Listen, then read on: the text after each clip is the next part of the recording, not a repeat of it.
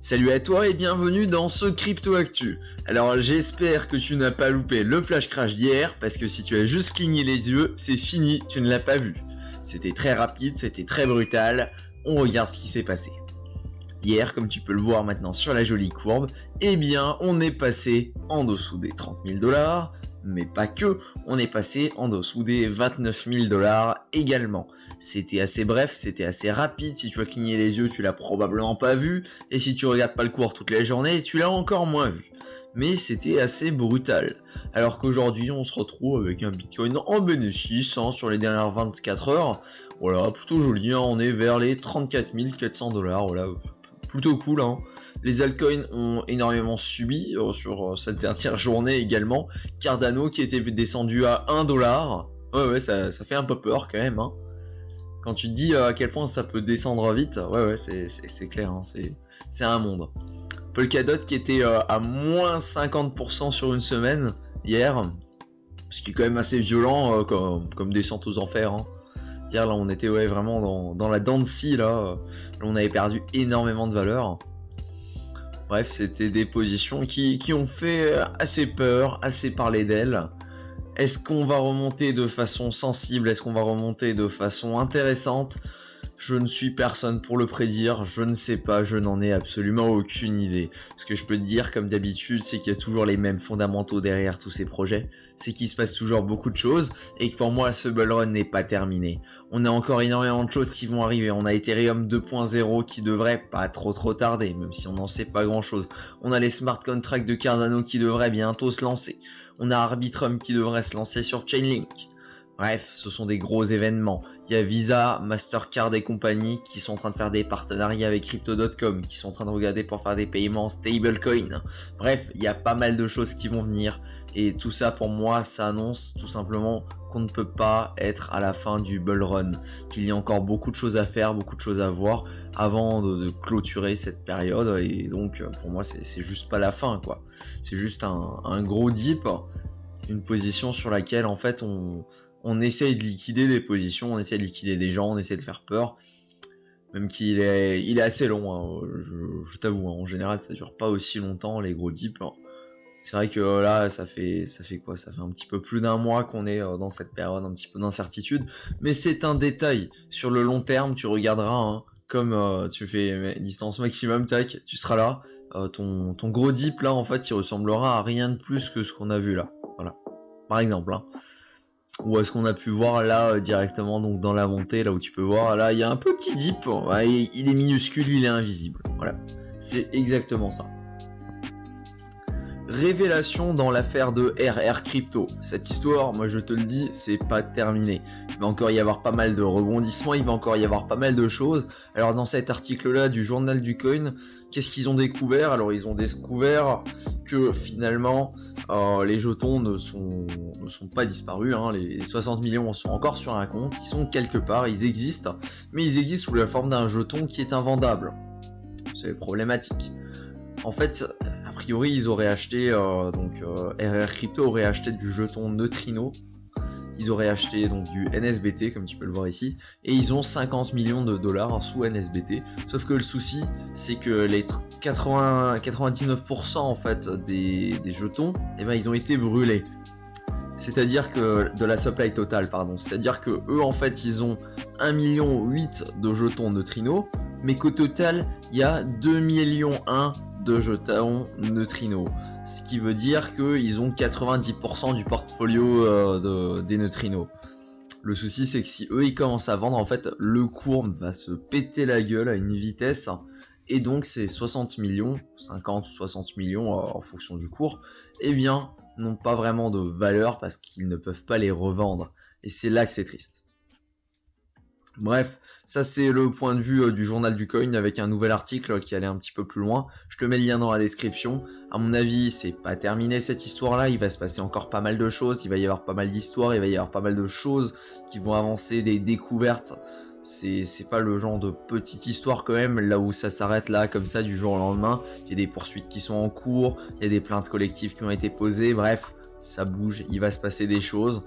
Moi, je trouve ça extrêmement intéressant de comprendre qu'est-ce qui s'est passé, de savoir pourquoi ça a pu arriver Et encore une fois, je vais te le maintenir, hein, mais je vais toujours te le dire, c'est dans les règles de base, ton argent, il doit être sur ton ledger. Tu dois posséder les clés privées de tes crypto-monnaies. Maintenant, ça devient presque une évidence, mais tu dois le faire. Ne passe pas ton argent à quelqu'un d'autre, à une société ou quoi. Tu peux avoir exactement les mêmes gains en investissant directement dans les crypto-monnaies et en les stockant dans un hardware wallet. Voilà. Petit message de prévention comme d'habitude. Alors hormis le débat et la problématique sur le fait que Dash n'a pas le droit de vendre le premier album de Jay-Z, hein, parce que ça leur appartient pas tout simplement, et bien hormis ça, on va se diriger vers un monde qui est de plus en plus investi dans les NFT, de plus en plus dans les blockchains, et ça c'est quelque chose qui va devenir matière courante. Je pense honnêtement qu'avec les NFT, on a vu que la première vague et qu'on a simplement vu des images, par exemple encore avec Wicked Cranium qui est sorti il y a pas longtemps, avec les Apes hein, qui étaient là il y a pas si longtemps que ça, les CryptoPunk qui eux commencent à dater un petit peu plus. Et tout ça pour moi c'était qu'une première vague pour faire comprendre aux gens en fait un petit peu à quoi ça ressemble, comment ça se présente, comment ça existe et qu'est-ce que ça permet de faire. Pour le moment, pas grand chose si ce n'est prouver l'authentification de l'objet ou de l'image, mais en tout cas du fichier qui existe. Mais par contre, à long terme, il pourrait y avoir beaucoup plus d'applications. Je pense notamment à avoir des NFT, comme par exemple pour la musique. Là où en fait, ton NFT, donc ta musique, tu pourrais acheter directement ta musique sur les différents sites de NFT, et tu pourrais même décider d'investir dans cette musique, par exemple, de te dire que écoute j'adore cet artiste, je sais qu'il fait des trucs de ouf et j'ai envie d'investir un petit peu dedans, je veux gagner des royalties quand le mec il fait une vente. Et je pense que ce sera quelque chose qui sera totalement possible et qui sera pas du tout aberrant avec toutes les technologies qui sont en train de se développer. Là on pourrait vraiment mettre ça en place au niveau de nombreux projets, de permettre à des gens comme toi et moi de gagner des royalties s'ils décident qu'ils ont envie de backer un petit peu le projet, ce qui pourrait être plutôt cool.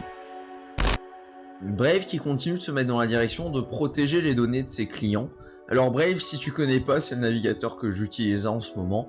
Brave, c'est tout simple, c'est juste un navigateur comme Google Chrome qui fonctionne totalement normalement, sauf qu'au niveau des publicités, eh bien, il y a un bloqueur de publicité qui est totalement custom, et ce bloqueur de publicité, il permet de regarder des publicités si tu en as envie, et d'être rémunéré pour ça. Voilà, tu peux gagner un petit peu d'argent simplement en regardant des publicités, et tu peux également typer les différentes personnes, notamment ma chaîne et d'autres chaînes YouTube, tes comptes Twitter, etc., en fonction donc des publicités que tu regardes, ce qui permet à plein de gens en fait de générer un petit revenu comme ça, tout simplement en regardant des publicités, et donc en avantageant un petit peu les YouTubeurs et les Twitters de cette façon-là. Voilà. C'est plutôt cool, moi j'utilise depuis un long moment Brave, et c'est vrai que c'est bien pratique, ça limite quasiment toutes les pubs qui sont vraiment chiantes, et ça te permet d'être un petit peu rémunéré donc pour le reste de pubs que tu regardes. Malgré le rebond à 33K, les analystes pensent que c'est un petit peu trop tôt pour décider si c'était effectivement le fond du gouffre.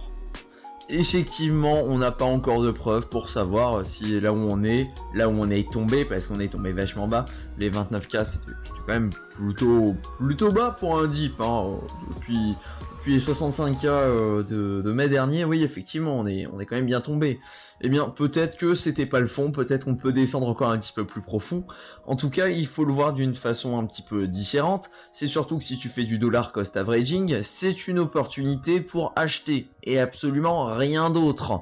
Si ton objectif c'est de revendre à 100K, à 150K, à 200K, c'est une opportunité pour acheter. C'est le moment, là où quand tu as des gros dips comme ça, là on passe en dessous des 30K, là où tu te dis, ouais, c'est le moment, je peux acheter, c'est pas trop cher comparé à ce qu'on avait avant, et bien c'est vraiment le moment pour te dire, moi j'ai acheté.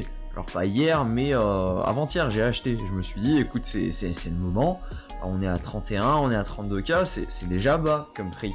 Et c'est le moment d'acheter un petit peu si tu fais du dollar cost averaging.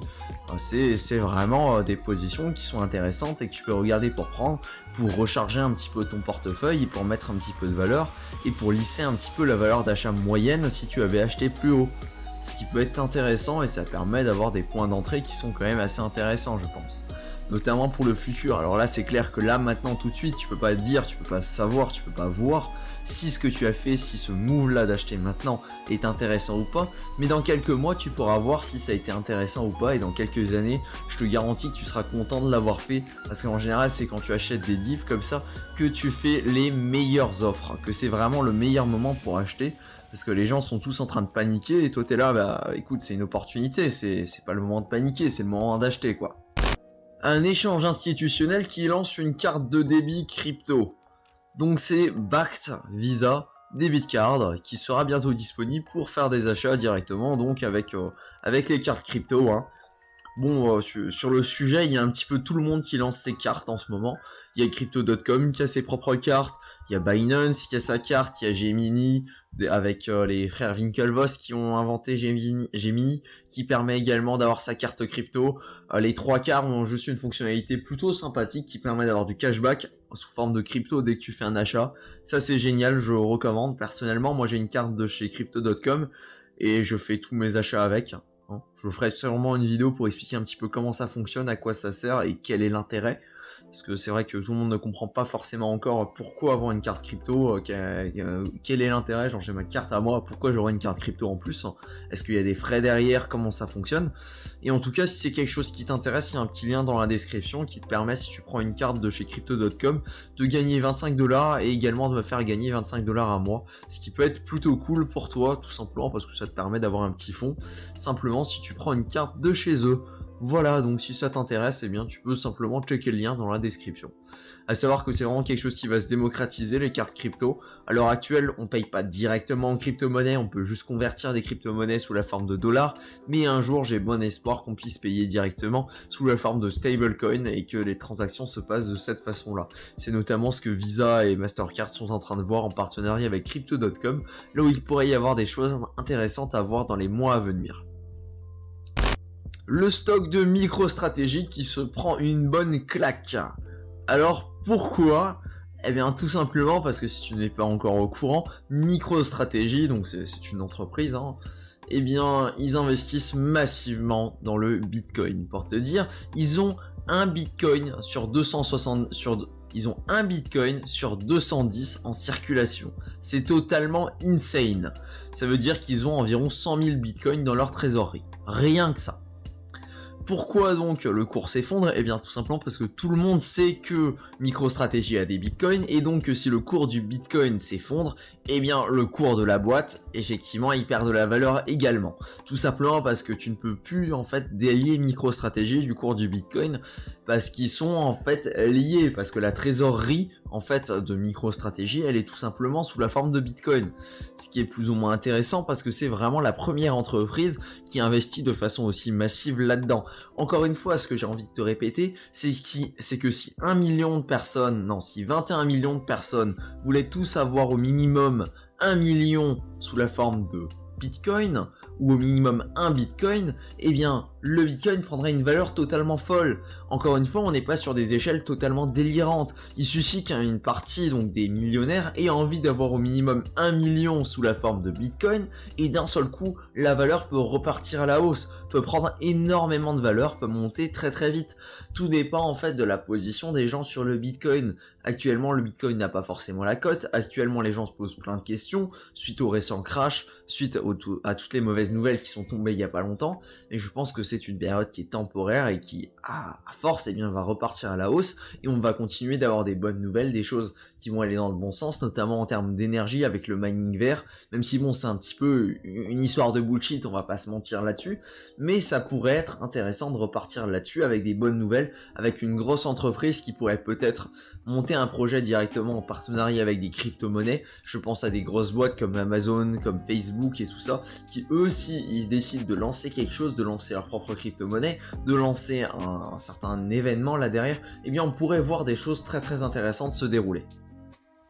SushiSwap qui est un des plus gros exchanges décentralisés, c'est-à-dire qui n'appartient pas à une entreprise privée ou publique, par exemple comme Binance qui est une entreprise, et ben SushiSwap c'est un DAO, c'est une organisation qui est gérée donc de façon décentralisée par ses utilisateurs sous la forme sous la forme de propositions, et les utilisateurs peuvent voter en fonction donc du nombre de sushis ou d'équivalents qu'ils possèdent, ce qui permet de prendre des décisions pour ça. C'est un petit peu l'équivalent de Uniswap, sauf que le thème est un petit peu différent et ils ont une fonction à plus aller dans les marchés financiers et à regarder un petit peu plus pour faire quelque chose qui ressemble à du trading. Donc c'est très très cool, SushiSwap, j'apprécie beaucoup ce qu'ils font. Et bien en fait on a regardé donc les données en termes des transactions qui ont été effectuées et surtout des dispositions sur les différentes blockchains, et par rapport à ça on remarque que effectivement donc il y a énormément de transactions qui ont basculé directement sur Polygon, tout simplement parce que Polygon, alors si t'es pas au courant, Polygon c'est une des layers 2 d'Ethereum qui permet de faire des transactions comme sur Ethereum, sauf que ces transactions là ont un coût totalement dérisoire et sont quasiment instantanées.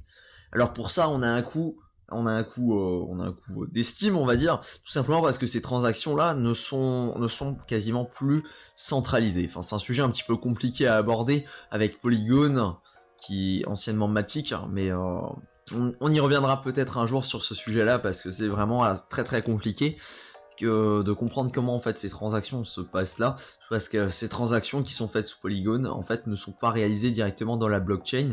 Les transactions partent d'une blockchain pour être réalisées en externe, donc hors blockchain, pour ensuite renvoyer un résultat directement dans la blockchain, et c'est ça ce qui permet d'avoir des résultats, donc des transactions ultra rapides et très peu coûteuses sur Polygon.